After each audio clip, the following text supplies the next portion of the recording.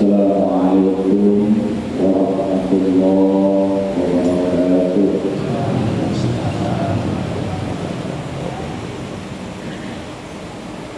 Alhamdulillahilladzi bi ni'matihi tatimmu shalihat wa bi fadlihi tatammu khairat wal barakat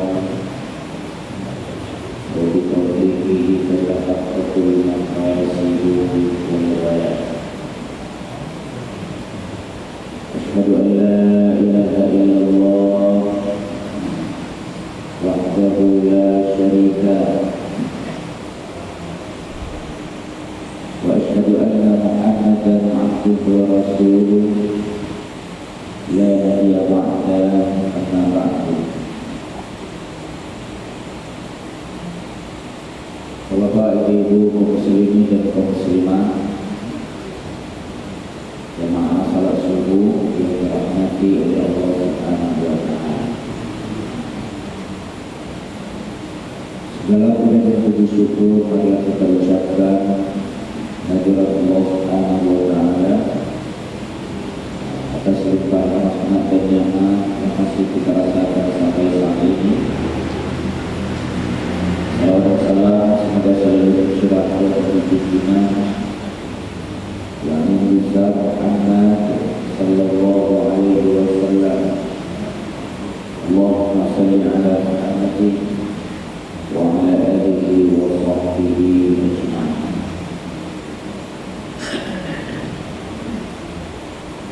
Bapak Ibu kaum muslimin dan kaum muslimat yang dimuliakan oleh Allah Subhanahu wa taala.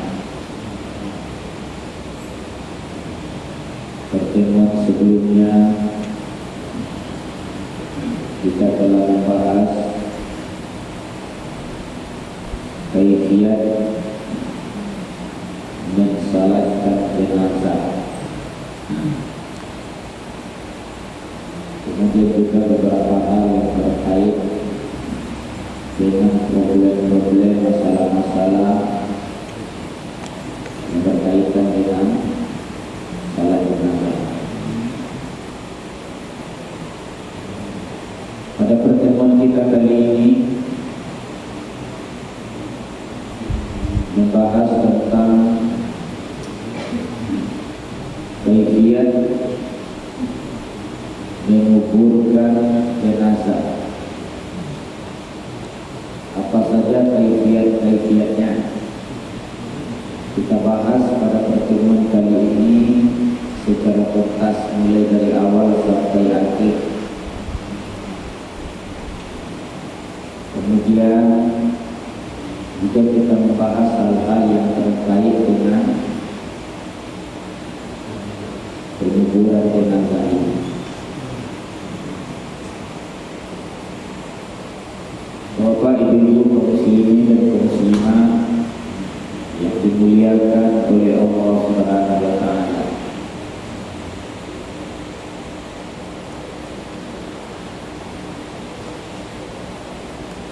Apabila kita telah selesai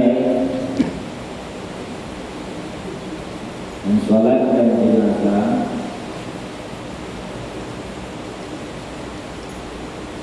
kemudian jenazah ini sudah pasti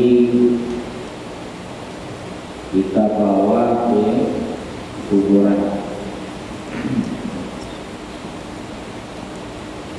Kalau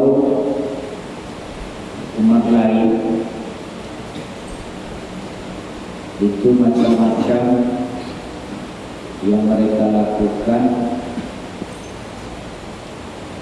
untuk menguburkan jenazah. Kalau kepercayaan dari kita mungkin dibakar, dikremasi, kemudian abunya dihanyutkan. Jadi kalau selesai dijual jenazah mereka, terakhir jenazah itu dibakar.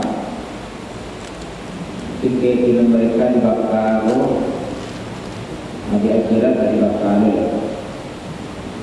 ya kan?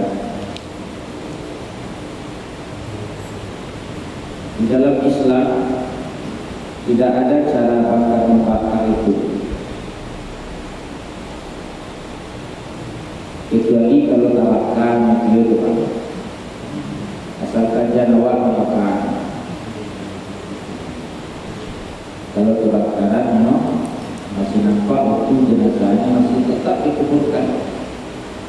Tapi kalau lami nampak wujudnya lain habis, ya kan? Yang pertama, apa persiapan yang kita lakukan dalam rangka menguburkan jenazah itu persiapannya dulu baik. Dan ini harus kita cermati bersama, ya kan? Yang pertama, liang kubur hendaklah kita buat bentuknya harus dalam, tanahnya harus kuat sehingga nanti tidak tercium bau jasad ini.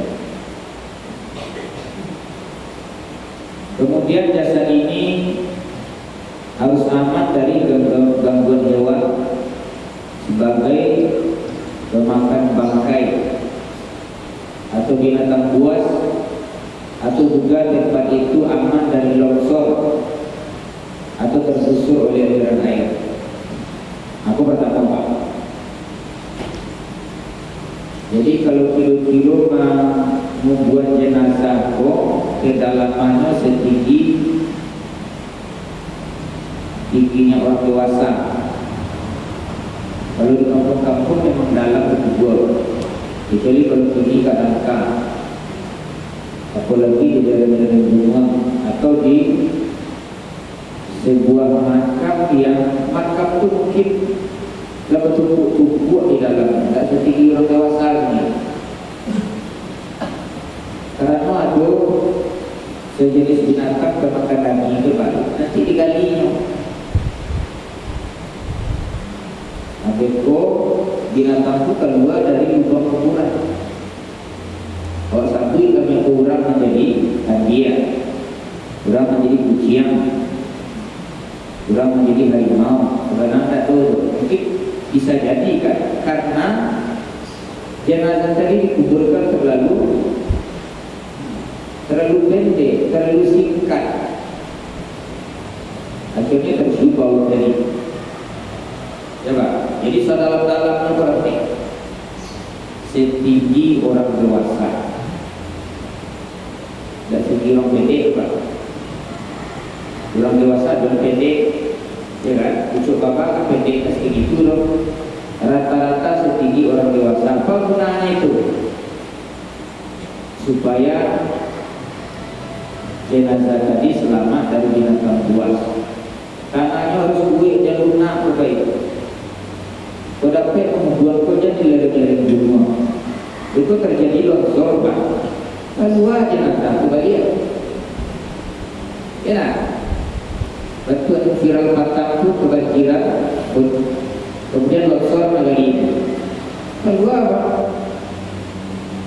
Keluar jenazah bocor ke kapal tadi.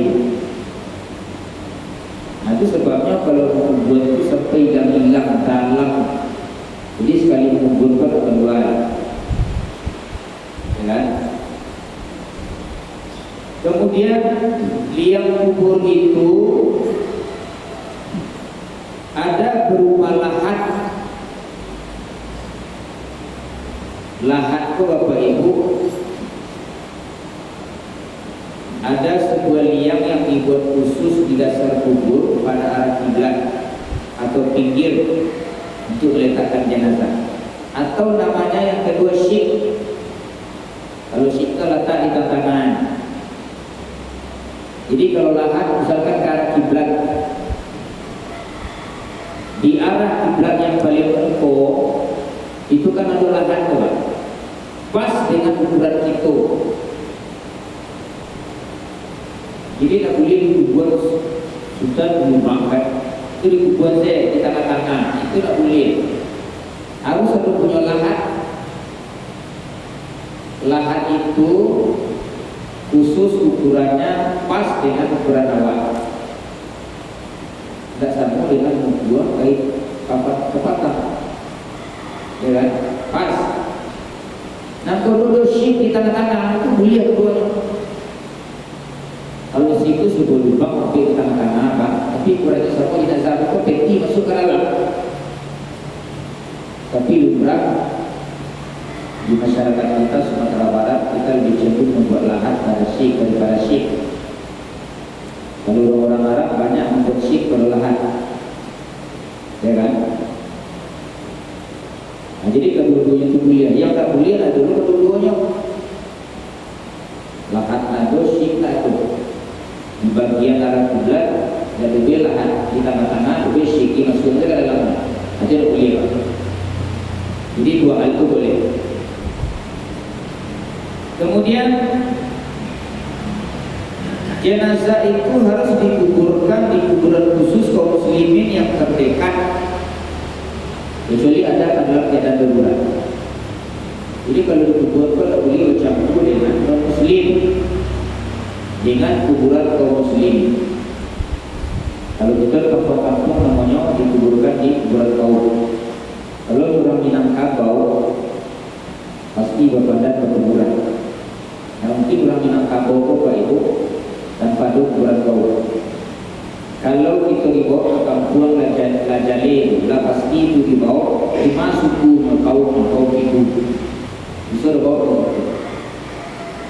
Kecuali kalau dia orang tahu tak boleh, tak bisa kamar kali bawa jenazah. Kadang dikuburkan di rumah orang. Banyak di Jakarta juga. Tak tahu tapi kuburan itu adalah sapi manusia. Kamar kedua lain di muka rumah seorang di jalan tu, ya kan? Jadi kalau seandainya alangkah lebih baik dikuburkan di tempat kuburan kaum muslimin. Tuh. Kemudian yang keempat, tidak boleh menguburkan jenazah pada 3 waktu. Terus kita cari kenapa? Selain 3 waktu kemuliaan. Yang pertama, ketika terbit matahari hingga matahari itu naik, itu mulia.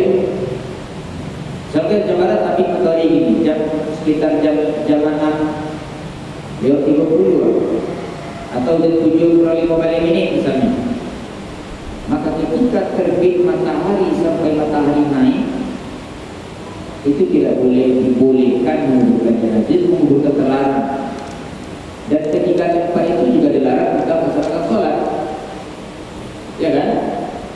Nah, mulia matahari tadi, kecuali matahari agak meninggi seketik di jadwalnya waktu sholat duha itu boleh. Tapi nanti itu karena itu tidak boleh, ya kan? Yang kedua, ketika matahari di tengah-tengah, dia di puncak pelawak, alun condong sakitnya arahnya ke barat lain. Jadi orang tanari namanya Pak. Pas matahari di ke pelawak itu dilarang membuat itu tadu setan ketika sampai. Itu kita cermati baik-baik.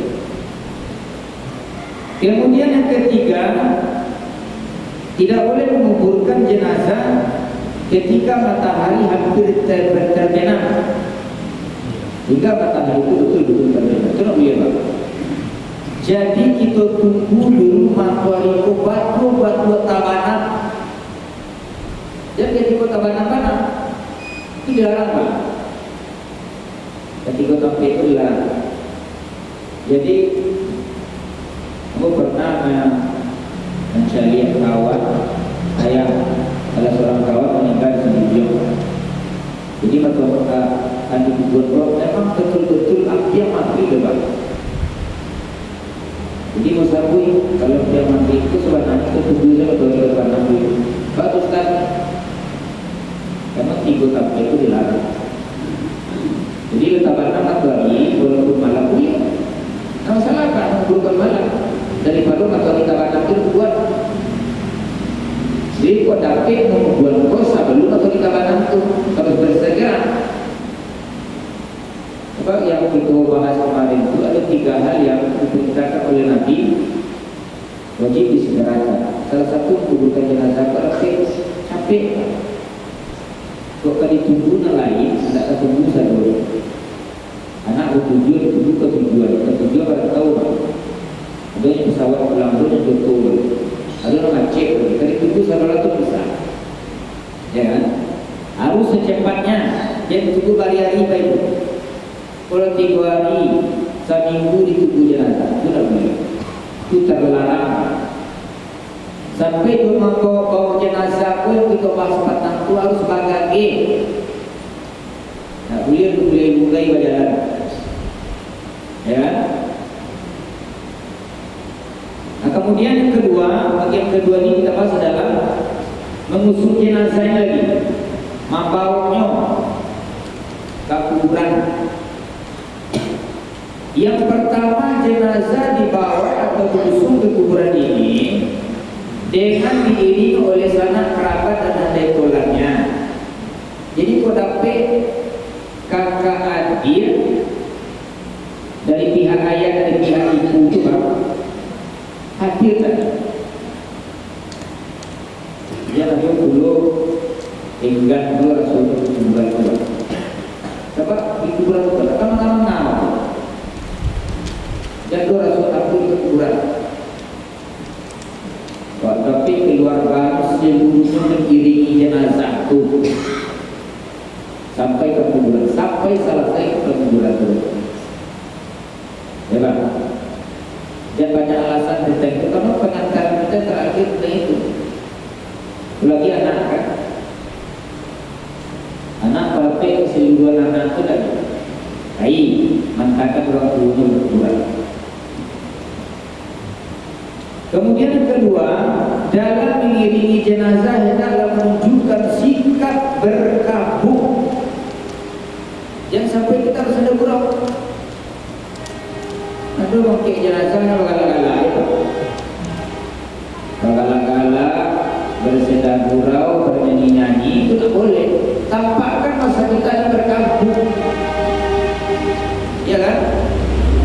Kodapek dan bersuara. Jadi diam saja Pak, kodapek.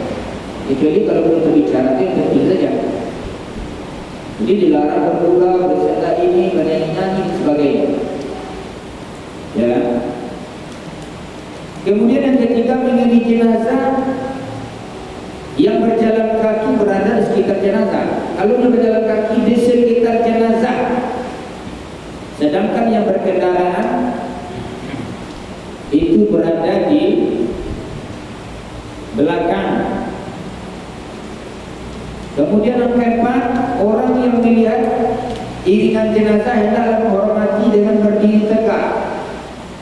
Bagi yang berkendaraan atau berjalan hendaklah berhenti hingga jenazah itu lewat.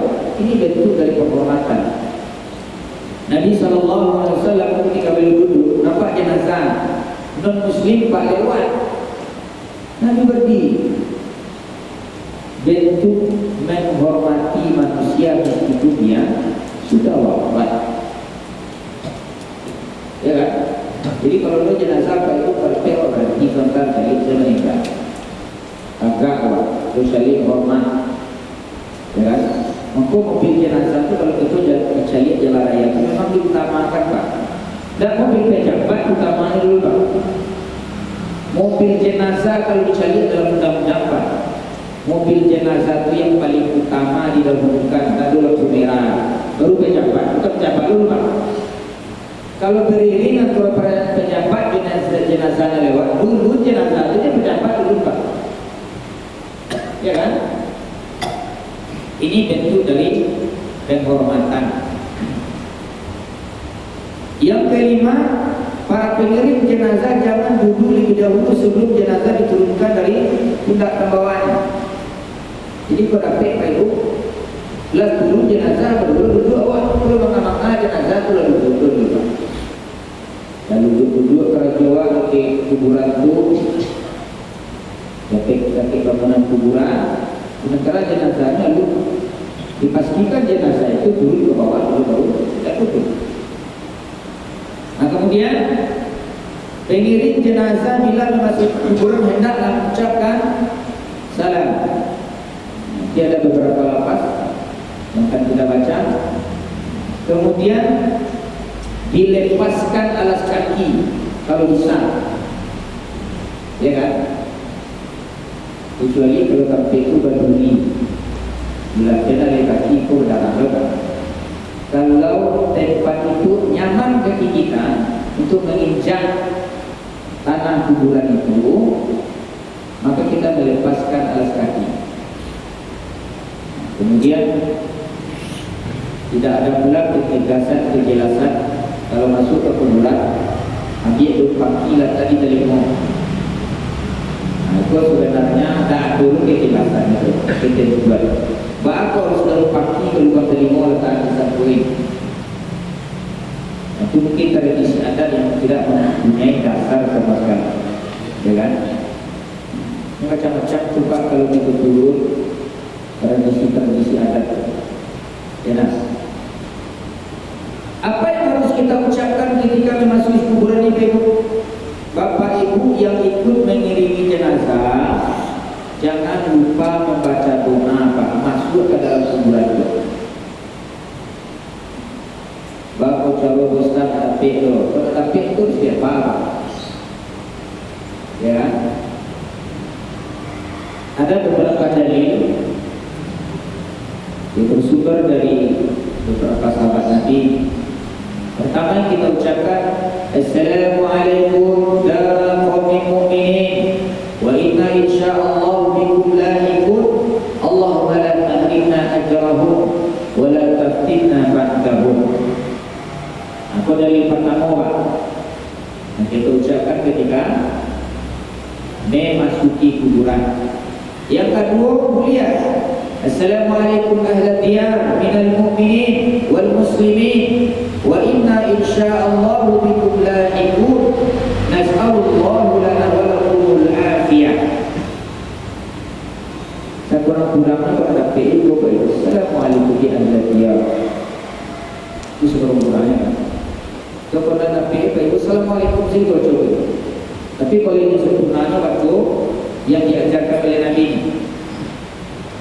Atau yang ketiga bisa juga Assalamualaikum warahmatullahi wabarakatuh wa atakum ma tu'aduna ghadan mu'ajjaluna wa inna insyaallah bikum lahiqun Allahumma ighfir li ahli. Itu baru. Kemudian terkait dengan perempuan ini. Kalau dengan perempuan ini ada dalil saudara, dua dalil. Pertama, Nabi SAW, itu dalil hadis pertama Pak, itu melarang perempuan bayi ke kuburan. Mengapa perempuan itu dilarang masuk ke kuburan itu Pak? Pertama, perempuan itu tak kuat mental. Ibu di kuburan itu kadang-kadang Pak Ibu ini beratuk. Lah beratuk kadang di kuburan itu boleh-boleh. Itu makanya berisiko dilarang Pak Ibu. Parusi tak sekuat laki-laki mental Pak. Nah kemudian kedua, baru ada izin sebenarnya Pak. Kalau seandainya perempuan bayi kuburan itu lain bisa bertahan dari kesabarannya. Lihat beratuk-atuk di kuburan. Kamu berisiko Pak, tradisi beratuknya itu beberapa negeri. Ibu di kuburan itu pulang masih beratuk Pak. Itu kok dilarang berisiko. Ya kan? Tapi larangan itu sudah larang secara total. Kalau seandainya dia mampu, rasanya sabar sampai tadi, nanti tidak masalah. Tapi kalau tidak bisa sabar, dia baik berbulan-bulan. Itu ialah bapak